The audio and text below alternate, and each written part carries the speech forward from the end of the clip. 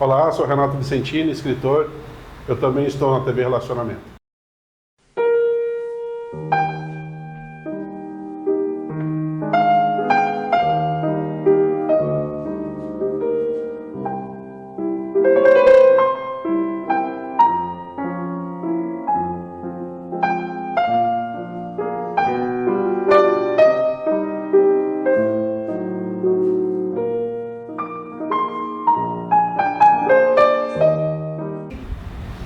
Olá, internautas! Estamos iniciando mais um programa Literatura e Prosa.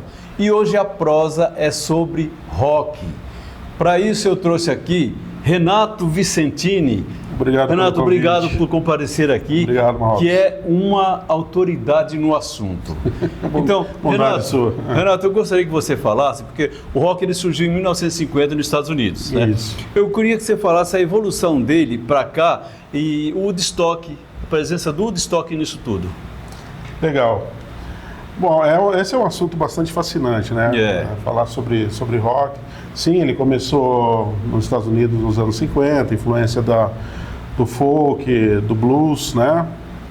Essa junção veio lá, né, Chuck Berry, Little Richard, aquele pessoal do início. Não dá para falar de rock sem falar de Chuck Berry. Elvis Presley e mesmo Johnny Cash, né? Johnny Cash não tá Sim, teve uma influência muito grande no rock, né? Ele foi pro country também, né? Depois ele foi para country music e já no final da vida ele foi resgatado. Ele estava meio fora já fazia um tempo, né? E o Ricky Rubin o resgatou com aquela série American, né? Que ele pegou muitas músicas do rock e fez uma versão dele que a música ganhou outra vida, né? Outra coisa. Então, e no começo eles excursionavam juntos, né? O Elvis Presley, o Roy Orbison, Johnny Cash, eles faziam excursões juntos. Então, o rock ele veio, ele entrou nos anos 60, né? E nos anos 60, o Woodstock foi em 69, né? Foi. E um pouco antes ali, então, surgiu bastante influências novas, né? Nós temos aí desde Beatles, Rolling Stones, né? Porque os Beatles, eles começaram em 60, na época de 60, foi quando o rock chegou na Inglaterra. Na Inglaterra, isso. Então, aí tem toda essa influência, né? Na Inglaterra começa a ter também esse movimento. Então, os Beatles, Rolling Stones, né? E aí começa a vir o psicodelismo ali, né? Tem o Bob Dylan ficando elétrico. Não dá para falar de rock também sem falar do Bob Dylan, que foi influência de muita gente do rock, né? O Bob Dylan, na verdade, ele é o maior artista vivo, né? Porque um cara que nem o Bob Dylan influenciou John Lennon, que é considerado um gênio do rock, da música, né? O John Lennon é considerado, né? E ele foi influenciado pelo Bob Dylan, imagina só isso. O Bob Dylan influenciou todo mundo, né? Não dá... É só... Pearl Jam, inclusive, foi influenciado por ele, né? Não tem quem não...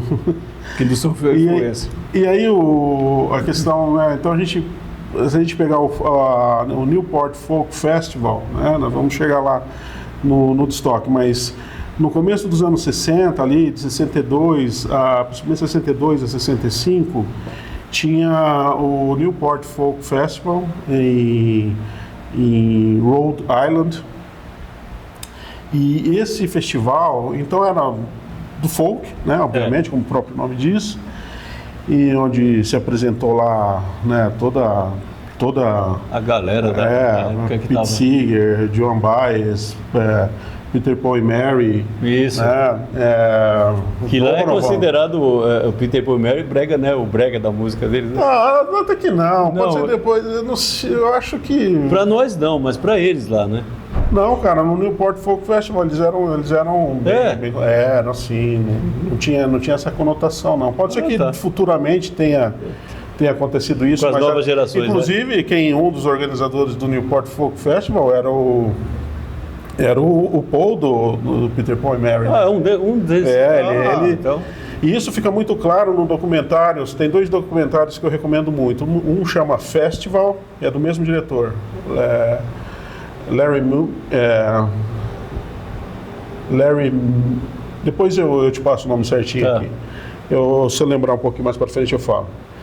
Ele fez Festival, que ele cobre de 62 a 65, então ele pega todos esse pessoal que passa por lá. E tem um outro que é The Other Side of the Mirror, que é o mesmo período, mas só na figura do Bob Dylan, né? Entendi. Então, no festival, entre aspas, o Bob Dylan é mais um dos... É só mais um dos componentes dos artistas que se apresentam. O outro não, ele é a figura principal. É a figura principal. Então, entendi. É simplesmente brilhante, obrigatório. E agora nós temos, né, no dia 27, vai estrear Um Completo Desconhecido. Isso aí não posso perder. Você tem ideia como eu estou ansioso por esse filme, eu já até comprei ingresso para a estreia, mas em maio do ano passado, na revista Voo Livre, eu já escrevi sobre esse filme. Você leu? Eu já li alguma coisa. Então, assim... O Bob Dylan, principalmente quando ele fica elétrico em 1965, e isso vai mostrar nessa cinebiografia, o Timothée Chalamet tá perfeito no papel, a Mônica Bárbaro, que faz o papel da Joan Baez, também tá maravilhosa, assim, isso vai ser mostrado. Então, em 65 ele fica elétrico, né? Ele chega com uma banda lá basicamente era uma banda de blues que estava ali com ele, então ele começa e depois tem toda uma série de acontecimentos aí, né? O filme vai mostrar bem isso daí, pelo que eu percebi, e eu já tinha dito lá atrás que eu gostaria, sabe? Não, assim, alguém tivesse feito uma coisa assim, né? Já assim, mais ou menos eu tinha ideia, mas não tinha como ficar de fora isso, né? Principalmente a época que eles estão pegando, e agora em 2025 são 60 anos disso, né? Então... São, né? 60 anos. 1965, então... Renato, os Bee Gees, eles surgiram com o rock romântico, né? Que é a minha banda preferida, os Bee Gees, né? Eles surgiram naquele impacto que o rock estava tendo, eles como se tivesse colocado pano quente na... Então só a gente chegando nos Bee Gees, né? Porque eles já estão mais dentro daquele movimento da disco, né? Da disco music. Exato. Então ali já está entrando no 70 ali, né? Isso. Mas enfim, aí em 65 o Bob Dylan fica elétrico, né? 67 tem o primeiro festival lá de rock, que é o Monterey, na Califórnia. Tem Janis Joplin, tem Jimi Hendrix. É onde o Jimi Hendrix põe fogo na guitarra. Sim. Né?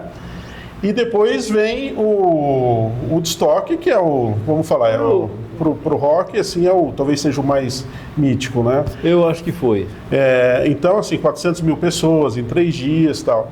Mas eu gosto de citar o Newport Folk Festival, porque é ali onde, pela primeira vez, não que era um festival de folk, talvez seja o primeiro festival em que apareça o rock daquela forma ali, né? Tudo bem que era um público mais conservador, tudo, né? Que estava ali purista da folk music. E o Bob Dylan, com aquela coragem toda, assim, o interessante dele sempre foi isso. Ele nunca fez o que se esperava que ele fizesse. É sempre surpreendendo. Se quisesse que ele fizesse A, ele fazia B. Se queria que ele fizesse B, ele fazia C, e assim era. Então, você acha que naquele festival foi que houve como uma espécie de separação da música? Eu acho que, se não uma separação, ali tem um marco, né? Da potência da música elétrica, né? Sim. Então, é isso. Então, o Woodstock, né, só para a gente concluir, é um marco da contracultura, né? Contracultura hippie. Isso. Né, o paz e amor. Naquela época, estava ali a guerra do Vietnã, já tinha 10 anos ali, exatamente, né? Aquela loucura toda. Então foi muito bacana, ele teve lá seus problemas. Tem um documentário, né, de 1970, acho que foi lançado em 70, que é o chamado Woodstock. eu não sei, depois tem que pesquisar onde que ele tem, onde ele anda, né? Não sei se está em alguma plataforma, mas tem um documentário que ficou bem famoso sobre o festival. E aí, enfim, dele saiu logo depois Glastonbury na Inglaterra, que tem até hoje, que vai desde de artistas mainstream a alternativos, os independentes, né? Veio aí o próprio Rock in Rio, né? Aí tem os mais o Rock in Rio que tem até hoje, mas de 85, que foi o marcante, né? Não dá para chamar de Rock in Rio, né? Veja o Rock in Rio, Ivete Sangalo, Carlinhos Brau e tal. Quer dizer, acaba acontecendo, né? Com quase todos, assim, eles vão desgastando um pouco a fórmula e aí ele descamba, né? Então, talvez se o Woodstock tivesse continuado, pode ser que descambasse para a mesma coisa, a gente não sabe, né? A influência, assim, por exemplo, Black Sabbath, os The Who, esse pessoal em inglês, né, inglês britânico, eles chegaram de 60 para 70 também, né? Foi, no final de 60, então, aí começa com esse psicodelismo lá, principalmente os Beatles, né, já sai daquela fase e entra numa fase mais complexa, os Stones, coisa e tal, e começa a surgir aí essas bandas mais pesadas, né, vamos falar assim, no mainstream aí você tem essa turma que você falou, Black Sabbath, o Led Zeppelin. Tem um documentário do Led Zeppelin que, se eu não me engano, já começou lá fora, se eu não me engano, vai lançar no Brasil dia 27 de fevereiro também, mas enfim. Então você tem nos anos 60 teve também um movimento mais underground, assim, sim, que você tinha assim, as bandas garageiras, né? Então, assim, eram umas bandas dos anos 60 que misturava surf music com aquilo que a gente pode chamar já de, em retrospecto, deu o nome de protopunk, né? Então, você tinha lá The Trashmen, por exemplo, era uma banda que fazia surf music, mas era garageiro, um negócio. Tem a música Surfing Bird, que os Ramones gravaram, né? Eles, se não é deles, eles já tocavam há 10 anos antes. Nossa! Então, assim, muito, muito legal. Então, no final dos 60, tem o The Velvet Underground, que é uma banda de Nova York, de vanguarda, né? Chamada Avant-Garde Rock, ou Art Rock. O The Velvet Underground é do Lou Reed e tal, John Cale, aquela turma. O Angel Warhol foi o patrono deles e o Velvet Underground é simplesmente o pai e a mãe de tudo que é alternativo, né? Nossa! É assim, é de uma sensacional. 68 tem estúdios do Iggy Pop, então já começa aquela coisa mais visceral, né? E começa entrando essas bandas mais de hard rock aí, né? O Led Zeppelin, como aí no começo dos 70 já começa, final dos 70 já começa a trazer os fundamentos para o que vai ser o hard rock e depois o metal, né? Entendi, o metal pesado. Aí em 74 os Ramones sobem no palco CBGB em Nova York, e ali, vamos falar assim, o punk começa ali, né? Sim. Então fez aí também 50, foi 70, isso, são 50, 74, ano passado 53 por aí, né? Foi... Em 74, o Renato... 50 anos. Então o 70, ele dá o grande formato, aí até, por favor, você pode perguntar, mas só para concluir isso. Nos anos 70 vem os grandes, final de 60 e 70, vem os grandes fundamentos do que vai chegar para os dias de hoje, né?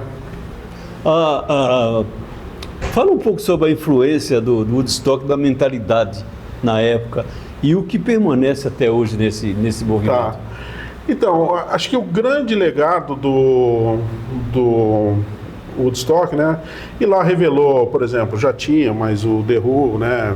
Santana, Crosby, Stills, Nash Young, né? A própria ali o Jimi Hendrix, a Janis Joplin, tem aquela música famosa que o Joey Cocker faz, né? A Little Happy for My Friend, que é dos Beatles, ele canta lá em Woodstock, ele deu uma outra roupagem. Então, É muito legal. Assim, eu não é um período da música dos artistas que eu mais gosto, mas assim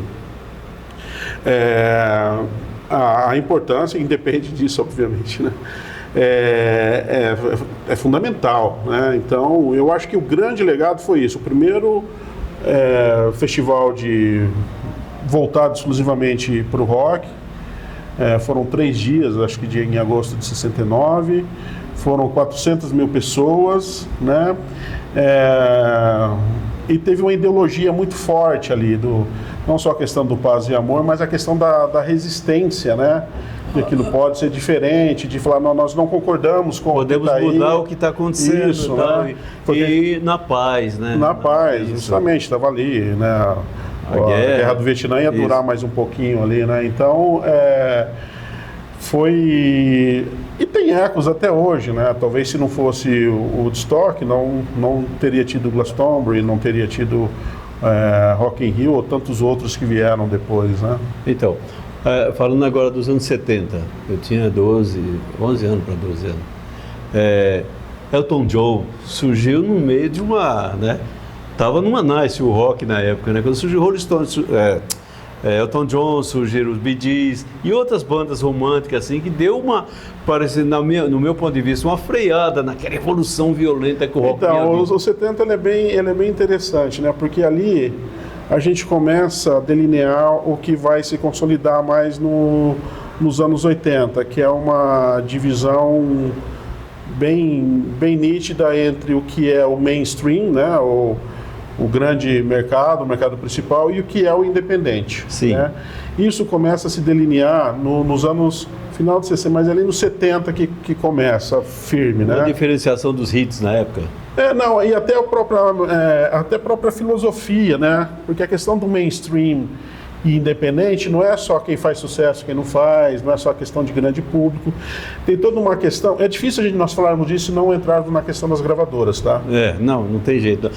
Já que você vai falar das gravadoras, aproveita e coloca também a música negra, porque ela teve influência fundamental nessa época. Fundamental, claro, a Motown, né, que veio depois aí Michael Jackson e Stylistics tudo.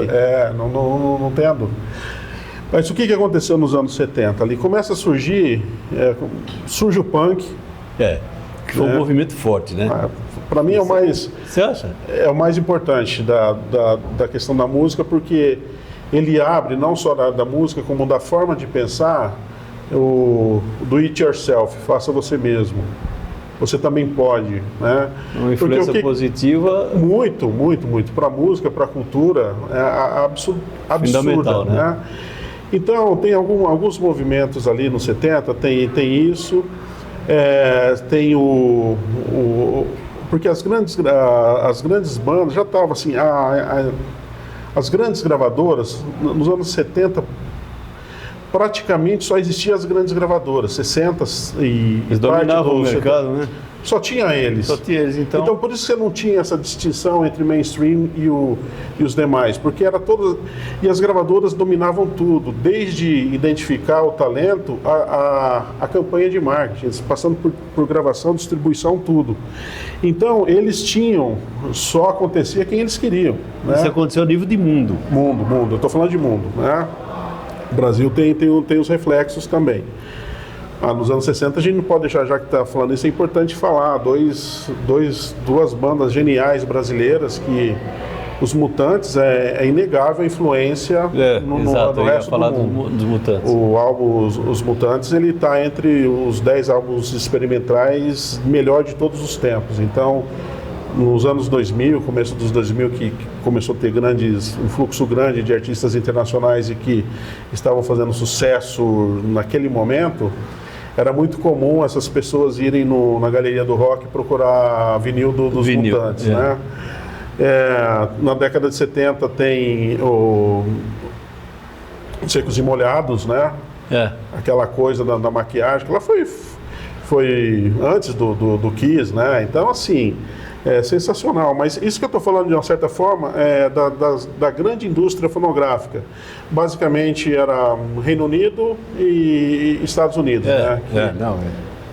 A língua inglesa predominava, né? Então, as grandes gravadoras faziam isso. Então, para alguém conseguir gravar, tinha que passar pela benção deles, né? Senão não ia, né? Então foi quando começou a surgir aqueles artistas, e aí eu falo que é uma questão não só de buscar um lugar ao sol, mas é aquele que fala assim, poxa, eu quero ter controle sobre o que eu faço. Ninguém vai ditar as regras do que eu tenho que fazer na minha parte artística, né? Então é um movimento de resistência. E aí começa a surgir, os punks ainda tem um lance muito interessante com a gravadora EMI, né, inglesa, que ela mais ou menos ali desprezou o Sex Pistols, né, e depois ela perdeu o bonde da história ali, foi um negócio muito maluco, né. Depois ela tentou assinar com The Smiths, né, uma outra, a gente já chega lá, mas foi num momento muito complicado. The Smiths tinha um contrato com a Rough Trade e tal, e deu uma zica danada, logo depois os Smiths acabaram, mas foi isso. Então, nos anos 70, começou a surgir essas gravadoras, né? Basicamente tem duas que são um patrimônio da humanidade, vou dizer assim, que é a Rough Trade, na Inglaterra, que começou como uma loja de discos. Depois ela foi mudando ela foi ampliando, virou uma gravadora e tal. E assim, ela levava a música independente com ativismo, era um ativismo cultural. Então chegava alguém lá, pô, eu quero gravar tal, quantos discos você vai querer que preste? A distribuição vai ser? 50 discos? Tá bom, pode vir. Vamos gravar. Quando as grandes tinham que começar em milhares, né? Então, assim, os anos 70... Então, foi o que impulsionou o pessoal. Principalmente o que veio a ser os anos 80. Exato. Né? A outra foi a Factory de Manchester, que era do Tony Wilson, também fundada. A Rough Trade foi fundada em 78, a Factory em 79. E assim, e aí lançou o Joy Division, onde é o momento zero do punk rock, do post-punk, que virou New Order, então assim, a cena do que veio a ser 80 para frente, começou ali graças principalmente essas duas gravadoras independentes. Entendi. Do lado do mainstream, você tinha o rock progressivo, né? Aquela coisa, Yes, Emerson, Lake and Palmer, King Crimson, né? Que a música, só a introdução levava 10 minutos, depois desenvolvia o tema rapidinho ali, depois começava a sair da música, era mais 10 minutos, né? Então era assim, aquela coisa grandiosa. E quando vem essa turma do punk, eles quebram com isso, falam, olha... E aí eles inspiram outras pessoas também, falam, poxa, eu também posso cantar, eu também posso fazer música, eu não preciso ser um virtuose para estar no ramo da música, né? Então, e teve a disco, né? Lá de Nova York tinha o CBGB, que era um clube bacana, onde apresentou Talking Heads, Blonde, Television, né? E o mercado... E aí começa o soft rock, né? Como você tem o Fleetwood Mac, sim, em 77, quando eles gravam Rumours. Rumours é um álbum de 77... que em 2024, em venda física de rock, ele foi o que mais vendeu. Nossa. Então, eu tenho até Eu gostaria que você mostrasse sobre eu queria falar um pouco disso rapidamente, né? Rapidamente, nós estamos nos instantes finais aqui. Stevie Nicks, né? É impossível falar da Stevie Nicks sem falar do Fleetwood Mac. Fleetwood Mac começou lá em 60 e pouco, lá na Inglaterra, só que ele era uma banda de blues. Aí eles têm uma série de problemas, terminam a banda, vão para os Estados Unidos e conhecem lá, por acaso, num estúdio, conhecem a Stevie Nicks e o marido dela, o Lindsey Buckingham, e deu a formação clássica do Fleetwood Mac. Fleetwood Mac, tal qual nós conhecemos, é dessa época. Então essa biografia aqui, Gold Dust Woman, na verdade é a biografia da Stevie Nicks, mas é impossível falar dela sem falar do Fleetwood Mac. E aqui você vê não só uma banda genial, uma banda mainstream genial, extremamente comercial, sabendo que era comercial e mesmo assim fazendo músicas lindas, né? E tá aqui, então essa é uma que eu gosto de indicar. E esse outro aqui, do The Smiths, né, do Tony Fletcher, essa biografia aqui ela é magnífica para você entender todo, não só o contexto dessa banda, né, que é o que dizer do The Smiths, né, mas assim, para entender todo o contexto de onde surgiu o cenário inglês daquela época, né, ele, para ter uma ideia, ele investe um tempo precioso nesse livro, falando de toda uma questão histórica, começando em Revolução Industrial, passando pelos os primeiros anos de Margaret Thatcher, aquele arroxo total lá na economia, opressão, né? Tal. Ele fala sobre isso, forma os Smiths, e ele dá todo esse panorama da indústria independente, né?